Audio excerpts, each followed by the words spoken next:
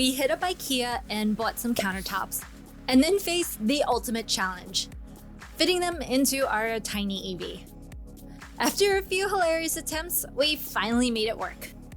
Unbox your IKEA countertop and find a sturdy surface to put it on, whether a table or workhorses. To protect the countertop finish, I used some of the cardboard from the original packaging. We're going to mark and cut it from the back side so the saw teeth will pull into the top of the surface. Now it's time to measure twice and only cut once. We're going to run some painter's tape along the cut line on the top of the surface, so the cut will run down the middle of the tape. I use the measuring tape as an overall guide of where to put the initial blue tape. Next, grab a Sharpie and mark 3 dots on the blue tape at the measurement you need. Then use a straight edge, or in my case, this level, to connect the knots to create your cut line. Next, we need to adjust the depth of your circular saw. Adjusting the depth of your circular saw ensures safety by reducing kickback.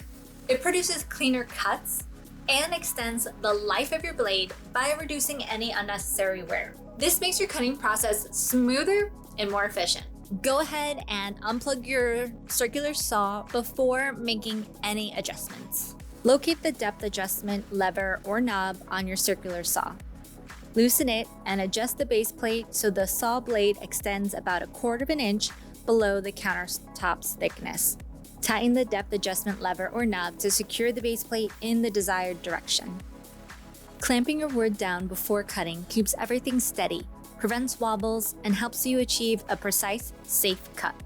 It's like having an extra set of hands. Time to suit up in your PPE, personal protective equipment. Keep your clothes clean with an apron, then grab a dust mask, safety goggles, earmuffs, and gloves.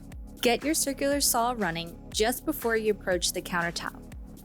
Gently guide your saw slowly to ensure the blade catches and follows your marked line accurately. Remember, slow and steady wins the race for a clean cut. Keep the saw at full power until you're completely through your countertop. It's also super helpful to have someone support the extra wood you're cutting off or clamp it to another workbench. Now peel away the blue tape by pulling it towards your recent cut. You'll notice that it helps clean up the cut by pulling off some of those pesky splinters. You can use sandpaper, a sanding block, or I had on hand a sanding sponge to gently smooth out any rough edges. Let's get that edging strip cut to size. Hold the strip over the edge of the countertop and use scissors to trim away the excess on the vertical sides. Next, clean off the edging surface and dust off any leftover sawdust. For the adhesive, I'm using wood glue. Pour a generous amount, but be careful not to overdo it, so it doesn't spill over when you press the pieces together. Don't mind me here. For some reason, my wood glue had a clog in the bottle, so it was very difficult to try to get it out. Center the strip on the countertop edge and press it firmly. Instead of clamping, which can be tricky in this situation, I'm using blue tape to hold it in place. Just make sure you're taping it to the countertop and not the cardboard underneath it, like I did. We are also using gravity to help out.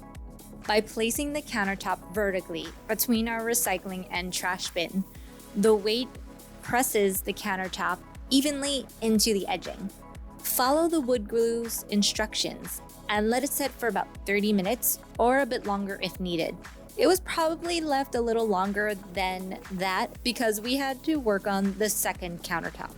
Once the glue is set, remove the blue tape and use a razor blade held at a 45-degree angle to carefully trim off any excess of the strip. Move slowly to avoid marking up your countertop surface. I know in the directions it looks a little strange which way they're telling you to sand the edges. but when sanding, press into the strip towards the countertop. This ensures you're reinforcing the glue bond and not peeling off the strip. Now sweep away the sawdust, give yourself a high five.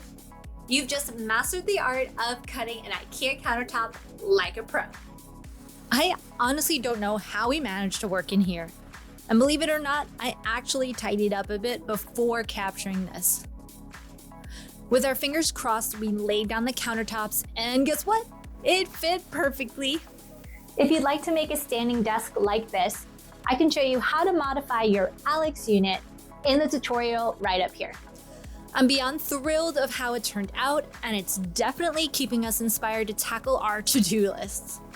I absolutely love these sound absorption panels, and in the next video, I'm going to show you how to install them too.